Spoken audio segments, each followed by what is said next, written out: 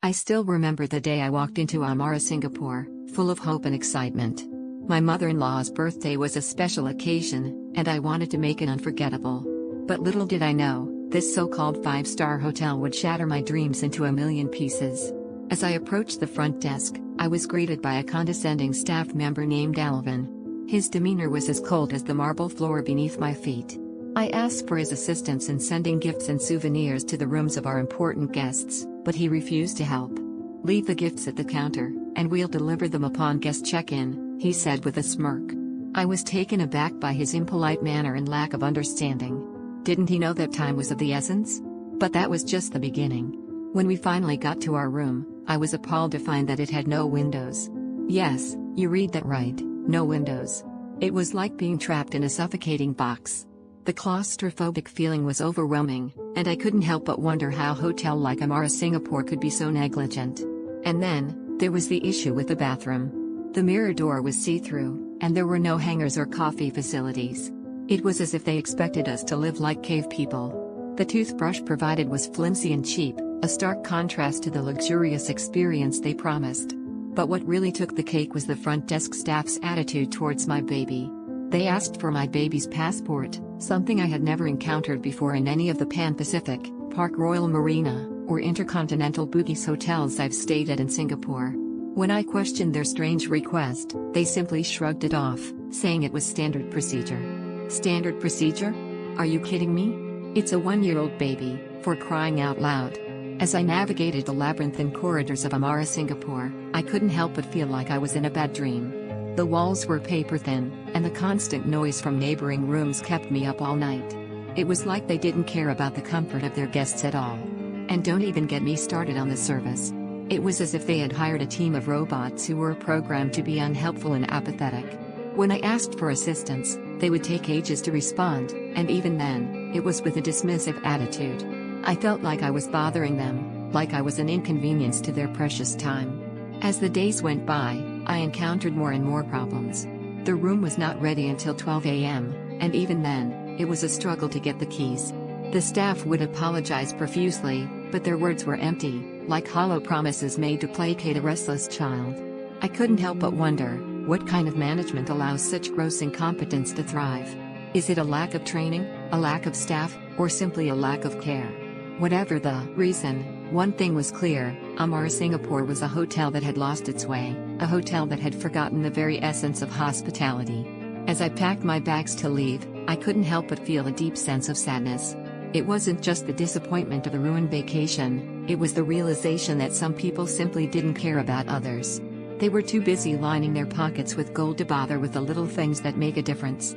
So, dear friends, let this be a warning to you. Amara Singapore is not a hotel worth your time or money. It's a place where dreams go to die, where expectations are crushed, and where the very fabric of humanity is torn apart. What do you think, dear friends? Have you had similar experiences with Amara Singapore or other hotels? Share your stories in the comments below, and let's expose the truth together. Script content. Oh my god, I was looking into scams near Amara Singapore, and it's so sad, People just want to enjoy their trip, but some businesses here, they play dirty. First, businesses near Amara Singapore, some of them get tricked by fake orders. Imagine working so hard in your bakery, and then some scammer calls pretending to be from the military, ordering hundreds of cakes. And then, poof. No money, no nothing. One bakery, Breaditation, got hit like this. They probably made all the cakes, waited for payment. And nothing. Just gone. I bet the owners cried. And the scammers? Probably got caught, because Singapore police don't play around. But still. So mean. Then, there's this other thing, luxury stores. Oh, this one is bad. Some shops near Amara Singapore, like Trade Nation and Trade Luxury, they took people's money for Rolexes and designer bags. And then just didn't give them anything. Imagine saving up for a dream watch, paying full price, and then, nothing. The owner, some woman, scammed millions. Millions. And now she's going to jail for 15 years? Good. But the people who lost money? Probably still sad. It's just. Why? Why do people do this? Tourists come here, spend their hard-earned money, and then, bam, scammed. It's not fair. I hope the police catch all of them. And if you're visiting Amara Singapore, just be careful, okay? Some businesses are nice, but some, they break your heart. The businesses surrounding the Amara Singapore Hotel, they're a bit of a letdown, honestly. A collection of disappointments dressed up in bright lights and promises. It's not a place brimming with hidden gems, more like a landscape dotted with potential pitfalls. It feels tired. Like someone tried really hard, then just sort of gave up. This isn't a vibrant, bustling ecosystem of customer service and quality. It's a space where corners are cut, enthusiasm is lacking, and you, the traveler, are often treated as an inconvenience. It's unsettling. It feels wrong. And after sifting through the experiences of others, that initial impression has only solidified. Let's delve into the specifics, shall we? Because it gets complicated. Let's start with the large establishments, the kind of places you'd expect to be reliably decent.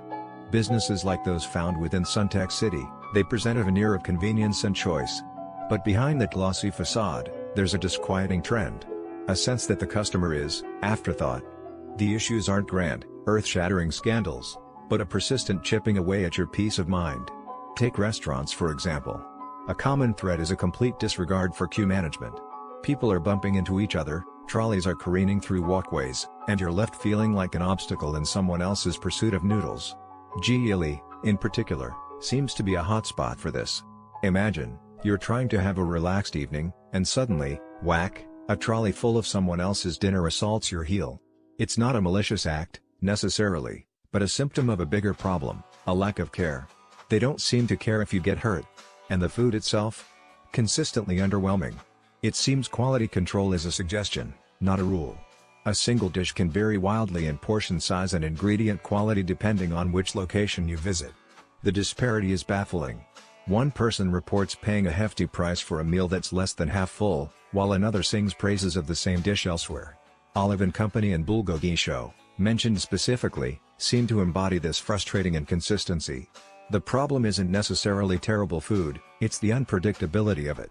It's a gamble, and you, the tourist, are footing the bill. Beyond the food, there's a disturbing pattern of financial issues. Suntec Plus's membership program appears to be a minefield of hidden conditions and arbitrary cancellations. Accounts are terminated without warning, investigations are launched with little explanation, and hard-earned points vanish into thin air. One individual lost $20,000 worth of spending, only to have their account deactivated over a perceived discrepancy. It's predatory. It feels like a trap designed to lure you in, then strip you of your money. It makes my stomach churn just thinking about it. And then there are the basic failings, dirty toilets, echoing with a distinct lack of cleanliness, consistently reported, a constant reminder of the standards in place. A cleaner, lost in their own world, loudly singing in the bathroom whilst people are trying to use the facilities. What sort of place is this? The air conditioning barely works, leaving you sweating while trying to enjoy a meal. It's a constant assault on the senses, a relentless parade of minor inconveniences that build into a truly unpleasant experience. Moving on, we arrive at Aram Shah, the garden spa. A place marketed as an oasis of tranquility.